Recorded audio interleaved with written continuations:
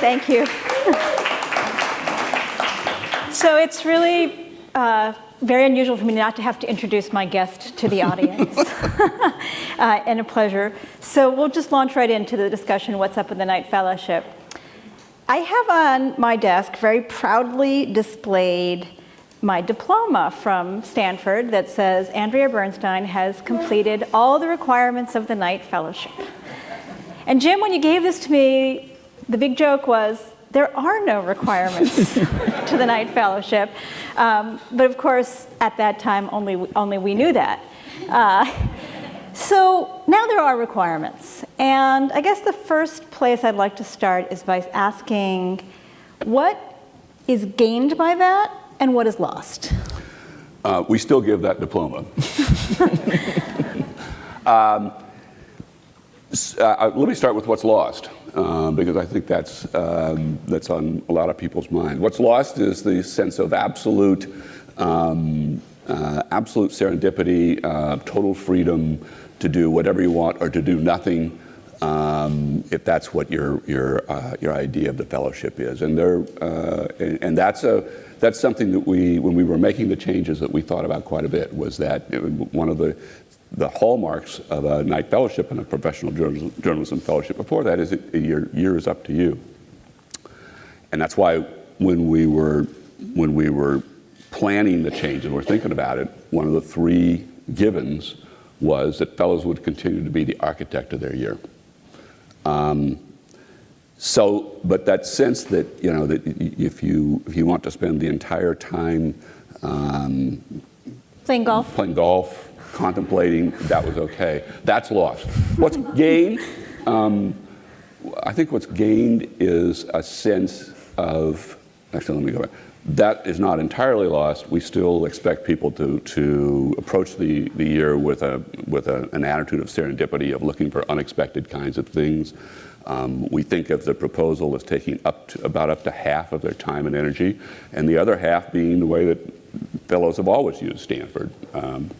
Classes things they may have missed along the way, things they just want to explore, all those, and golf. I actually didn't take golf, tennis.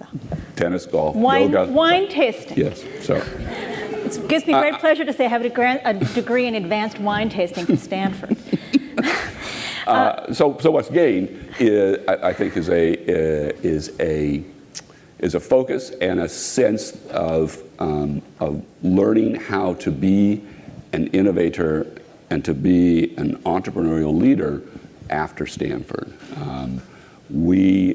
As I said yesterday, we pick people, not projects, and we're looking for people to use the year at Stanford to not only to create something here, but to learn how to keep being creative, to keep being entrepreneurial, to keep being innovative, and to be leaders after they leave. So one of the things that we've come to believe is that it's not always the project, the proposal as a proposal that's important, but the skills that are learned, the toolkit that you come out of after that. One of the things that sort of in talking to the crowd is clear is that there's a sense of disjunction between, sort of the large established news organizations and this desire to innovate. And I'm wondering if you can talk specifically about how, when fellows either go back to news organizations or don't, as seems to be increasingly the case, and have all these ideas for journalism, how that is received once they leave. There's a great variety, as you might imagine. There are fewer fellows who come from established news organizations planning to go back, and there are some who come from those news organizations planning to go back and then don't go back, and for a variety of reasons. I'm thinking of last year, one person's job was eliminated while she was a fellow. One person's news organization was sold to somebody else. One person ended up staying here is Justin Farrell staying here as a fellowship director of the D School. But one of the people who didn't go back has now gone to, is Michelle Holmes, has gone to become the chief of content for the Newhouse newspapers in Alabama. And we're going to be watching as she tries to institute things that she did here on a basis in local newspapers. We haven't, in a sense, we haven't been at this long enough to have a record at it. So we have just kind of anecdotal information on that. And we've been talking this weekend and at other times about sort of this fellowship reinventing journalism. Sort of following up on the last question, to what extent do you think it's headed in that direction, and can you be specific about how it's doing that, if it is? I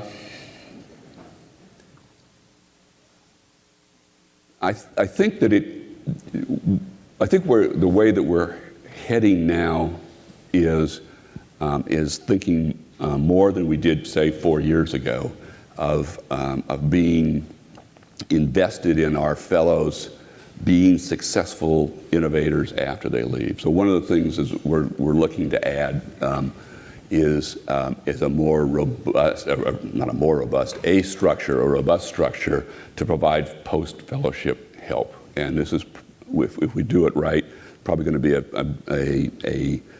a staff person, an additional person, who will just be devoted to working with fellows after the fellowship. This would be a departure for any fellowship program, that there are so-called, kind of alumni associations and so on. But we think that for us to be effective, our fellows have to be effective after the fellowship. So specifics in that, I will come back to your question, I promise. I'll remember if you don't. So it's things like providing workshops and training in new skills. It'll be a sophisticated sort of job bank kind of thing. It'll be trying to put potential people who need support of one sort or another with the people who can provide that support. It will be a more extensive networking among those kinds of support. So the specific way that we think that we're going to be effective, I think, is through individuals. There have been, some startup projects. Watch Up, which is by it was just sort of like Flipboard for video, created by a fellow from 2011, Adriano Ferrano. Fong Lee talked about Gateway California. So there are some specific things that have come out of the fellowship that are proving to be useful and effective. But that's not the only way we measure success, I guess is what I'm saying.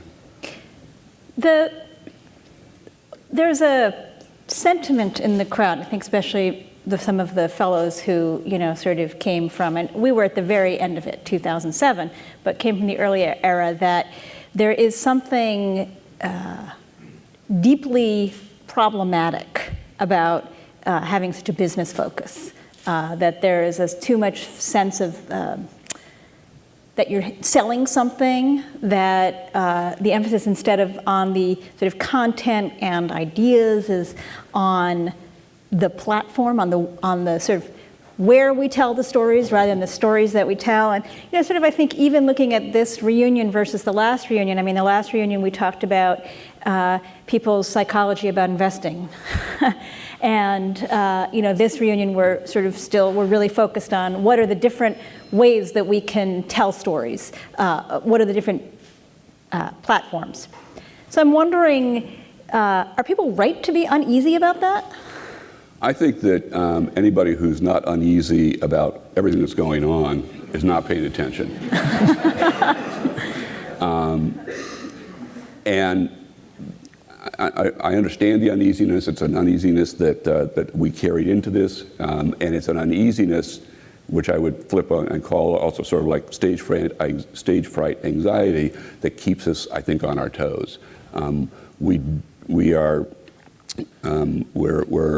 there's been some what we consider misperceptions that that for us that entrepreneurial means you have to start a business, not then what we think. That there were the digital fellowship. We've even had people write their application saying, I'm applying for the Knight Digital Journalism Fellowship. We're not a digital journalism fellowship. So there's an uneasiness that's out there, and the way we approach it is that we want to keep thinking all the time about what it is we're doing, how we're changing the program, and that we keep the focus on journalism. The goal in this is journalism. It's the quality of news and information reaching the public in new ways, different ways, and trying to be an influence in that rather than just be influenced by it. So some of that is things that 15 years ago I would have considered, we're doing this? I can't believe that. And our institutional stance is, rather than kind of fighting stuff off, is to see to the degree to which we embrace it, we can use it and make it a more powerful tool. So yeah, I'm uneasy, but like I say, I'm uneasy about everything. I noticed in the selection, the 2014 fellows, that the sort of Wall Street journals and the New York Times and the Washington Post are not represented. And I haven't say I've read every year, but it does seem to me that that's a departure. And I'm wondering, does that sort of marginalize the fellowship? Does sort of pull us out of these big mainstream organizations? This is something that that we noticed sort of going through the selection process, and this for the first time since at least the early 90s. There's no foreign correspondent from a U.S. news organization among our fellows. Partly that's because there are fewer foreign correspondents in general. It's also, I think, a function of people from those news organizations not being as willing to allow people to apply and get a leave of absence. But it is something that we are thinking about and want to make sure we don't lose that connection to the mainstream, the traditional news organizations. And one of our goals this summer is to think about how to sort of make some of those reconnections. One of the things that one of the ways we try and do this is work with organizations like the American Society of News Editors, formerly American Society of Newspaper Editors, to basically do what we'll call outreach and see how to tell editors and publishers how a fellowship could be useful for their news organization. How's that going? It's going sort of technically, it's going well, but there's no results yet. And we're one of the ways that we think we could do this is to use established news organizations as test beds for some of the things that our fellows are working on. And this is not something that we have figured out exactly how to do, but it's very much on our mind. One of the things I've noticed this reunion is I guess I'd sort of thought like, oh, the fellowship is the fellowship that we had, except that you have a project now. But it's so different. There are so many ways, and I just want to sort of list some of the ones I've noticed and ask you to sort of comment on them. I mean, this idea of we had to sign the letter that we were promising to go back, and that this was something that our news organizations were sending us to get something to bring back to them. So there was much more of a sense of sort of continuity. Now, obviously, the whole industry is shifting, and you described a number of the changes. I think in the year before us, there were even more people that lost their jobs, and that this is obviously a continuing trend. And that, so many people are kind of coming here to kind of incubate their idea and never go back. Many of them are staying here in Palo Alto. I've heard a rumor that there's a shortage of housing because a lot of the fellows are not leaving. So it's a major social problem. I can imagine. So I'm wondering if you could sort of comment on the whole kind of culture shift that's happened and sort of what the unintended consequences of that are. There is a culture shift, and the year before you were a fellow, 2005, 2006, was sort of what prompted us to do this. And we had 7 fellows from U.S. daily newspapers, and during the year, 5 of them were offered buyouts, and 2 of them had their papers sold out from under them twice. We're the Knight Fellowships. Knight Ridder went away. And that was when we realized that we couldn't count on this sort of symbiotic relationship as the only model going forward.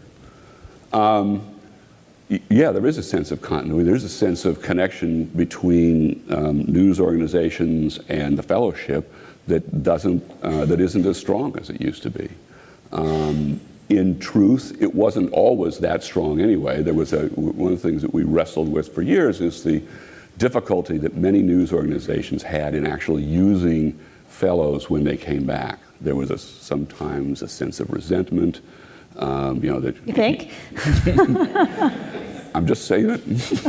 And there were relatively, from my point of view, relatively few examples of news organizations really thinking creatively and intelligently about how to use fellows. So this had been an issue before. When it became less likely that you could get a leave of absence, we had to think not in terms of that relationship. I wish we did have that relationship, but I don't think, the newsrooms of today, I don't think have the bandwidth to do that. So there is a loss of that sense of the fellowship as a refuge. A place to, and I mean that in the best sense, a refuge, a place to go and be away for a year and become personally and professionally advanced, and then to go back and do great journalism. I think what's gained, potentially what we hope is gained, is a sense of people going forward that they have tools that they can be more effective in whatever they choose to do. I wanted to see if you could talk a little bit about the partnership with the D-School. When I applied for my fellowship, I don't think that the Knight Fellowship had ever heard of the D-School. We learned about it from Andrea during her interview. And here we are in this building, and we're about to brainstorm some great thing. And I'm wondering if you could just talk about the relationship between the D-School and the Knight Fellowship, sort of, in the last 5 years, and also how you see them working together, these two sort of, institutions, to do what is the goal of the fellowship now, which is to sort of figure out some paths out. Yeah, I would say the partnership is not like structural. We don't have any agreements or anything like that. I think there is, though, a common interest in learning how to use the design thinking to improve journalism. And I think one of the things that has been attractive, there's been a couple of things that has been attractive to us. One is the focus on users. And I think that I'm not alone in saying that I think that journalism for a long time kind of ignored the users, except as they would, pay their subscriptions or contribute to WNYC or whatever that might be. And really thought that if we just do good journalism, that will be enough, and how people use it, that's kind of up to them. So turning that around and thinking about how people actually, want to use the news, need to use the news, need to use that is a different way of thinking. I think that the second thing that's attractive to us is this, what they refer around to here as the bias for action, is rather than sort of study something to death, just do it and try it and see how it works. That changed our thinking actually about the program and the changes we made. If you'd asked me at the last reunion what will happen with the changes, I said, it'll take us 2 or 3 years and then we'll get it right. And we realized after the first year that we would never get it right, that it was going to need to change and keep evolving. So it's thinking about things in that way that has affected us. But we are not. We're not an adjunct of the D-School, and it's not an adjunct of us. Every year there are fellows who get just transfixed and excited by it, and there are other fellows who feel like they're being asked to drink the Kool-Aid, and either's fine with us. Some of the newer fellows have wondered aloud whether it would be a good idea, rather than everybody having a project, for there to be some group projects that then might end up being more powerful and more transformative. What do you think about that idea? I think it's possible, and we've had some collaborations. As I said, we've been very careful not to mandate projects and proposals, and one of the things that we encourage people to do right from the start is to be willing to abandon what they plan to do if it's not working out. That's sometimes hard to do. People think this is a great idea and they're trying to stick with it, and it's just not getting traction. The potential issue with group projects is somebody might change their mind and pull out, and somebody didn't want to do it. So we're pretty adamant about not mandating things like that. But there have been, as I say, there's at least there's several I can think of where there's 2 or more people did collaborate, and that's fine with us. So one more question, and then I think we'll. There have been people who wanted to apply, sort of like 2 people apply to do this, work together on a project, and we have said no, we're not going to do that. You come here as an individual. You have to get in, and then you. Yeah, and then So, well, but for this very reason, if somebody wanted to change, then but their other person doesn't want to change, it's just a problem. So. Here, now, this is what, 3-4 years into the new? This is the 4th group. This is the 4th year into the new system. So, and I know that when I was here, I think we all felt very agonized about journalism and, all the closure of the newspapers in the sort of middle of the aughts had us kind of freaked out about where journalism was going. And I remember when I interviewed, you said to me, how are you going to save journalism? And I was like, oh. Hadn't thought of an answer for that one. So I guess the question is have we as a collective fellowship begun to figure out the answer for that? Are you feeling optimistic at this point? As I said, I'm uneasy about everything. I'm optimistic about some of the opportunities that are out there. I'm optimistic about fellows, Knight Fellows, from in the last 4 years and before, about their eagerness and willingness to try to make things better. I operate from sort of a position of optimism because I think that's really the only way to do this kind of change. But I'm very nervous about some of the things that are happening. I'm even less confident about the ability of news organizations, newspapers, broadcast, TV, local TV stations, and so on, to recover from the disruption that's happened than I was before. And I think there's great dangers in that, in the ability of particularly local newspapers to serve as a watchdog and investigative arm on local government and power. I'm very worried about that capacity going away. But I'm not sure that, I don't know what to do about that. And so what we're trying to do, I say, is we're trying to sort of counteract that by providing new ways of watchdog or whatever that might be. All right, well, let's take some questions, and if I don't think Jim's answered your question, I'll follow up for you. Hey, we're going to... Hello? Nope. We're going to do just a few questions. We've got another session fairly soon with David Kelly, but let's start with a few, and we'll be able to talk some more. There we go. And please say your name and what year you're from. I'm Carlin Barker from the 91 group, and I'm just curious, I know the year I came, I think for U.S. Fellows, they had like 120 applications for those 12 positions. How is the application numbers changed, if they have, since the focus of the program shifted to having a project? The year that we changed, the year before we changed, it had been 88 applications. The year we announced the change, it went to 166. But here's a big asterisk on that. That was also the year of the economic downturn. And over the last 25 years, our application numbers have inversely mirrored the economy. So when the economy goes up, our applications go down. When it goes down, they go up. So there's something in that was this last year, it was 100. And that was down from a little bit from the year before. International applications are now, it was like 220 this year. They have gone up quite a bit. Some of that, though, is just we have an online application now. It's easier for people outside the U.S. to find out about the program, to apply for it. So.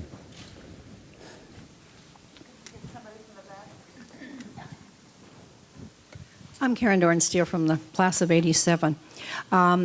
Is the Stanford Knight program the only one that has changed so radically compared to, say, to the Niemann's, the MIT Fellowship, Michigan? And what kind of reaction are you getting from other programs around the country? Yes, we've made the most substantial change. Harvard has instituted it's a joint fellowship between the Nieman program and the Berkman Center on Internet and Society we have 2 fellows each year to do pretty much the kind of proposals and projects that our fellows are doing. Michigan, which is the other sort of one of our peer programs, has pretty much stayed with its existing format. So you're saying the Knight Fellowship is completely different? Hmm? It's completely different, the Knight Fellowship. I would totally say, different no, beast? not totally different, not totally, but substantially different. Substantially different. Substantially different. So could you apply again if you... Oh, yeah. It's a great year. So here's... Go ahead and apply again. And here's actually, I just want to make a quick point, which is that people said, gee, I couldn't do the fellowship the way it is now. People who apply for Stanford journalism fellowships have always risen to the challenges of the time. And so I firmly believe that if what had been going on when you would have applied and you would have gotten a fellowship, I don't think there'd be any doubt about that. So. This one, yeah. Say what year you're from. From Peru, 2002. And I wonder how many of the international fellows return to the countries and how you help post-fellowship to have the projects done in their countries too. Pretty much all of the international fellows do return to their home countries, except for those who are in exile.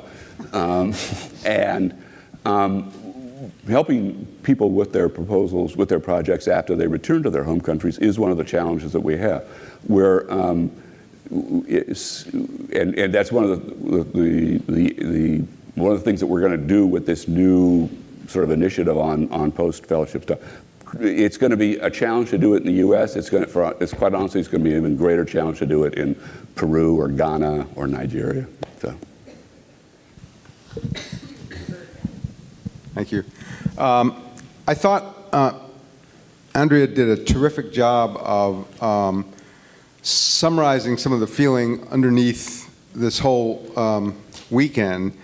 I'm sorry, Peter Sussman, class of '79.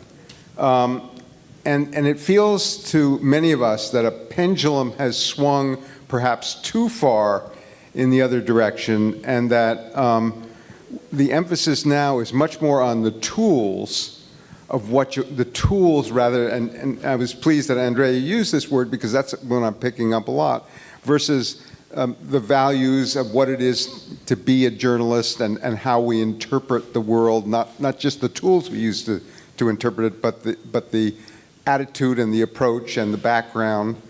And part of this is evident when you talk to the new fellows and the number of them who are studying in the business schools and the D school as opposed to, or to the exclusion of, literature, history, diplomacy, international affairs, so forth. And I'm wondering, it seems to me, and to many other people I've spoken to, that the challenge is how to integrate better the old values of the program I mean, I'm not against responding to new initiatives and new journalism. You mentioned, and I was very heartened to hear you mention, that you choose the person rather than the project. And yet the feeling you get from the fellows and from everyone else is that it is the project, and that there's a lot lost in the process. So I'm just wondering how you can attempt to bring that pendulum closer to where the center. That's the challenge of journalism in general right now, is to integrate the values of journalism with the new technological realities. So we see ourselves as sort of being, you know,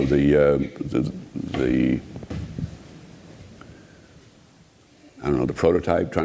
This is the issue that we are challenged. The challenge that we are facing, which is how to make good journalism continue to occur, to happen, to get done, to be committed, in this 21st century environment. I don't know that I would agree that the pendulum's swung too far, but hey, I'm the director, so yeah. Do you think though that there might be in their sort of zeal to kind of launch the new thing, a sort of, you know, a really diving into this pool of platforms and, you know, things with funny names? Yeah, it can't have a vowel in it.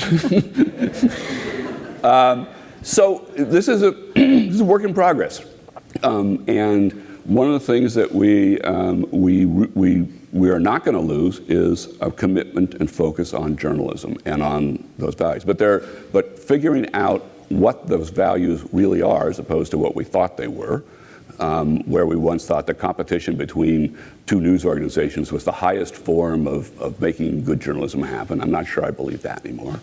Where we thought that being authoritative and having a package that was assembled and delivered at the same time, that was the highest form of journalism.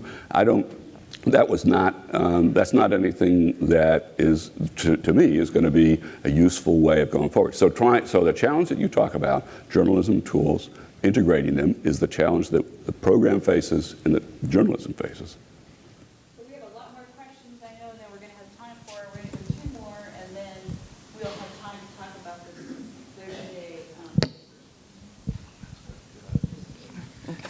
Justine Gubar, class of 2007 with Andrea. You seem to have created maybe a new category this past year. There was a senior fellow added. Can you talk about that? What is that, and was it after the admissions process? It was John Temple who left the Washington Post as managing editor, and he'd been at Civil Beat in Honolulu before that, and been publisher, I think, publisher and executive editor at the Rocky Mountain News. It's not really a new category. We don't think of it as something we're going to do every year or always. It was a sort of a unique opportunity of somebody who we had a lot of admiration for, and was suddenly available, and thought we would try this. And he's going to be a resource for fellows. He's going to be doing some of his own work, and we're just going to see how this evolves. Again, I would say this feels to us like a willingness to try something, to experiment, rather than to decide and study, and there's going to be this category going forward. I didn't even really raise my hand, but yeah, I'm just wondering, you mentioned the post-fellowship. Oh, who am I? I'm Bert Herman. I was class of 2009, the last year before the fellowships changed. But anyway, I was just curious, what you mentioned the post-fellowship help, like what other things have you learned doing the projects, mistakes, like what are shifts that you're making? We were just talking on the bus on the way over here, how much are you pushing fellows on the project versus not? I'm just kind of curious to hear how, even in these last 4 years, things have changed. So, several things we learned. One is we thought that a significant number of the projects would get done during the year, and that's proved to be wildly unrealistic. We thought that we would be able to set up a system of mentors in which each fellow would have a mentor and advisor. That proved to be wildly unrealistic. we thought that it was really important that people think big and have really big, ambitious ideas and plans. And we are really looking more now at sort of what we'll call doable proposals. In terms of how many, but just in terms of how many got over the first 2 years, which is the last, so we've tracked it, about a quarter of the proposals actually got done, came to fruition, but none of them got done during the fellowship year. So that was one of the things that makes us think about this post-fellowship support initiative.